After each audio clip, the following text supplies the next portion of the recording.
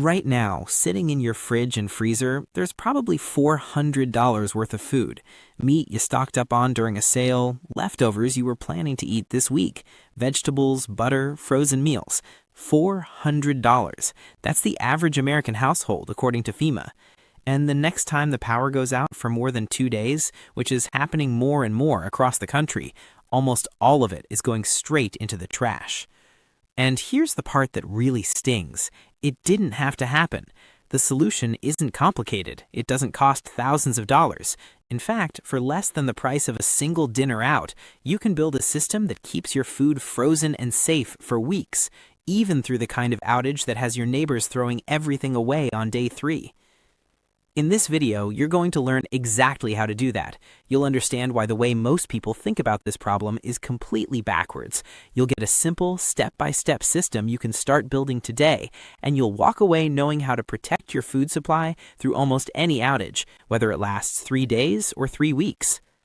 Welcome to Essential Pantry, your home for practical food security and real-world preparedness.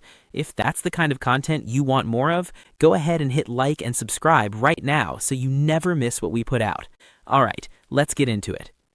Let's start with the way most people think about power outages, because it's almost always wrong, and that mistake costs them hundreds of dollars every single time the lights go out.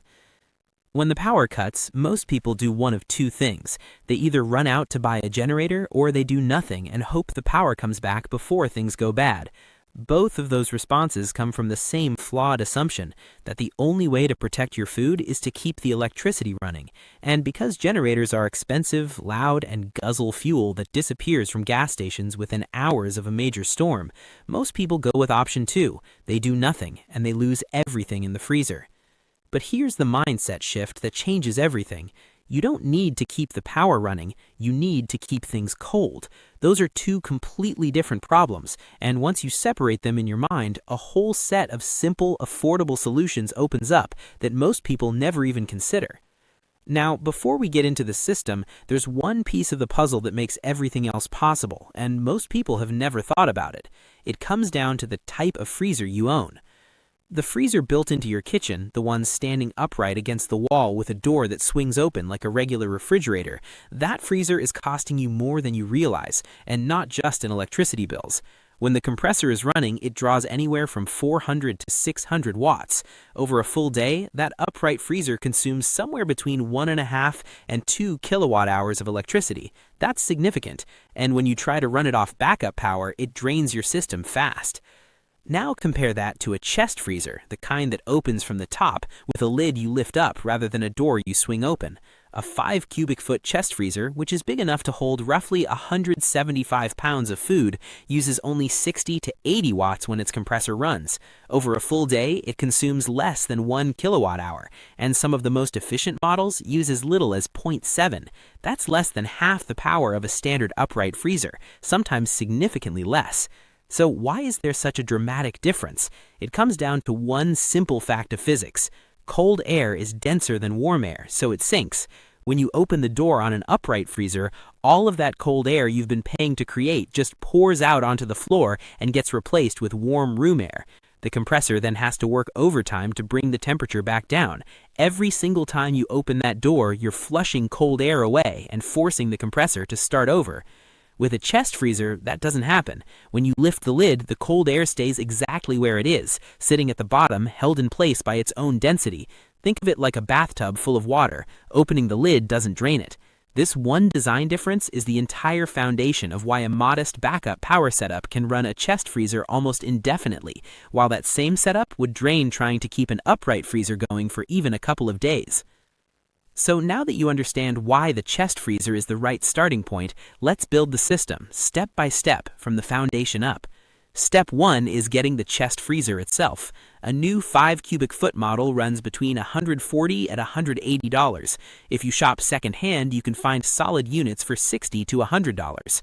Size-wise, a 5 cubic foot chest freezer is roughly the size of a small nightstand, about 25 inches wide, 22 inches deep, and 33 inches tall.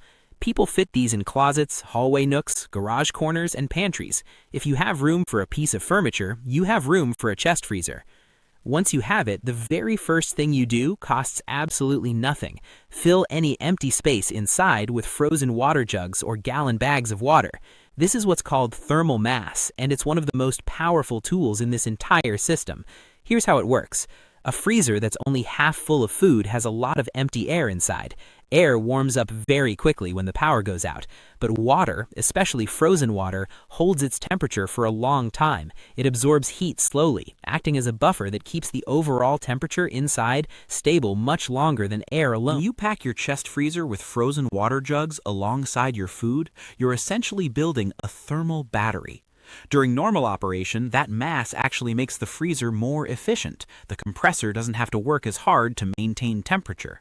And when the power goes out, that frozen mass dramatically extends how long your food stays safe.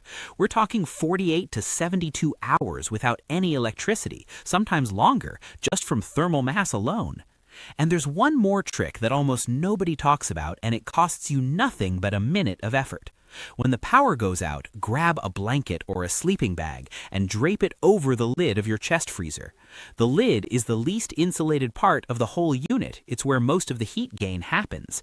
Adding that insulation layer can buy you an additional 12 to 24 hours of safe storage. So between a well-packed freezer and a blanket on the lid, you can realistically hit 3 to 4 days without electricity before your food is even close to being at risk. That alone is better than what most households manage with a generator. But we don't stop there, because at some point during a long outage, you're going to want to add backup power, and this is where the system gets really impressive for how little it costs. A portable power station in the 200 watt-hour range, something like the Jackery Explorer 240 or the Bluetti EB3A, costs between $150 and $200. These are small, lightweight, lunchbox-sized units. There's no installation, no wiring, no electrician. You plug your chest freezer directly into the station the same way you'd plug it into a wall outlet. That's it. On a full charge, a 200 watt-hour station can run a chest freezer compressor for 4 to 5 hours of actual compressor time.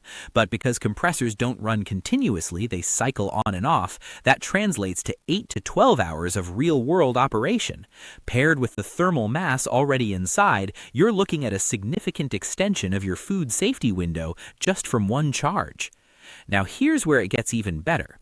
Add a 100-watt folding solar panel, which runs between $80 and $150, and on a decent sunny day, that panel generates 400 to 600 watt-hours of electricity. That's enough to cover your chest freezer's daily consumption and keep the power station charged. Even on cloudy days, you'll typically see 30 to 50% of that output, which is still meaningful. As long as there's daylight, your system keeps running. One thing to be aware of before you buy, always check the surge wattage rating on whatever power station you're considering. When a freezer compressor starts up, it briefly draws 2 to 3 times its normal running wattage. It only lasts a fraction of a second, but if your power station can't handle that surge, it'll trip or shut down. Most stations in this range handle it fine, but it's worth verifying before you purchase. And if solar isn't available, if it's a winter storm and the sky has been gray for days, your car becomes an emergency generator. Most portable power stations charge from a standard 12-volt car outlet. Running your car for 30 minutes can charge the station enough to run your freezer for 12 to 16 hours. It's not glamorous, but it works, and it requires no special equipment. Let's put the total cost in perspective. The chest freezer runs about $150, the water jugs for thermal mass are free, the portable power station is another $150, the solar panel adds $80 to $150. All in, you're looking at $300 to $450 for a complete, robust food security system. That's less than the value of the food most families would lose in a single multi-day outage, and this system lasts for years. Now, let's talk about how you get the most out of this system, because the hardware is only part of the picture. What you put inside your freezer matters as much as the freezer itself. For everyday preparedness, focus on foods that are calorie-dense, nutritious, versatile, and freeze well. Chicken thighs, ground beef, and pork shoulder are your protein workhorses, affordable, calorie-rich, and they freeze beautifully. Frozen mixed vegetables are nutritionally comparable to fresh and take up very little space. Butter and hard cheeses freeze surprisingly well and pack in fats and calories that matter when you're managing through a stressful situation. Bread and tortillas freeze perfectly and can form the base of a quick meal with almost no cooking required. The key is to actually use this food in your regular cooking and rotate through it. Don't treat your chest freezer like an archive you never touch. Pull older items from the top and put new items at the bottom. It takes 30 seconds of habit, and it means nothing in there ever gets forgotten long enough to get freezer burn. Label everything. Use masking tape and a marker. Write what it is and when you froze it. When food is frozen and frosty, chicken thighs and pork chops are nearly impossible to tell apart. Labeling eliminates confusion, eliminates waste, and eliminates the mystery bags that accumulate in every freezer over time. Beyond the freezer, build a layer of shelf-stable backup food underneath your cold storage system. Rice, beans, oats, canned goods, peanut butter, honey, these require nothing but hot water, or in some cases can be eaten cold. Even the best freezer system can encounter an unexpected failure. A baseline of shelf-stable food means you always have a floor beneath your floor. For those who want to go deeper, basic canning, dehydrating, and fermenting are skills worth learning, time-tested, not expensive, and genuinely useful in ways that go well beyond emergency. Now here's something most people never do, and it's one of the most important things in this entire video. Test your system before you need it. Don't wait for an ice storm to find out your power station can't handle the compressor surge, or that your solar panel takes longer to charge than you expected. Unplug your freezer for 24 hours without opening it. Then check the internal temperature. Plug in the power station and time how long it takes the temperature to recover. Charge the station with your solar panel and see how long that takes under real-world conditions.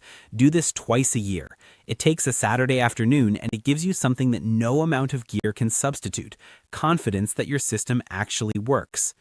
One more upgrade worth mentioning.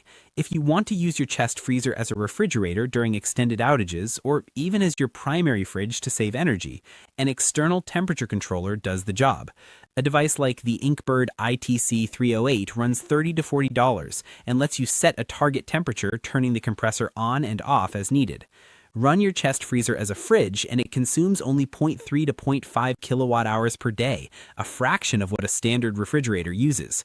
Some people run two chest freezers side by side, one is a freezer and one is a fridge, and still draw less total power than a conventional kitchen setup. And finally, here's the part of this that tends to get overlooked entirely. When you're personally secure, when your food is handled, your system is running, and you're not panicking, you have the capacity to help the people around you.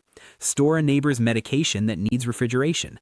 Share food with someone who lost everything in their upright freezer.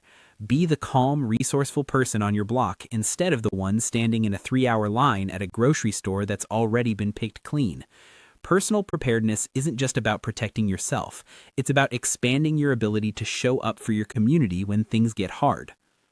For under $500, this system gives you the ability to survive almost any power outage with your food intact, your family fed, and your mind clear. You don't need to do it all at once. Start with the chest freezer. Fill it with water jugs. Stock it with food you'll actually eat. Add the power station when you can. Add the solar panel next. Each step moves you from vulnerable to secure, and every piece you add builds on the last. That's the essential pantry approach. Not perfection, progress. One smart step at a time. If this video was useful to you, go ahead and leave a like. It genuinely helps this channel reach more people who need exactly this kind of information. And if you haven't subscribed yet, now's a good time. We put out practical, no-nonsense content on food storage, preparedness, and building real security for your household. We'll see you in the next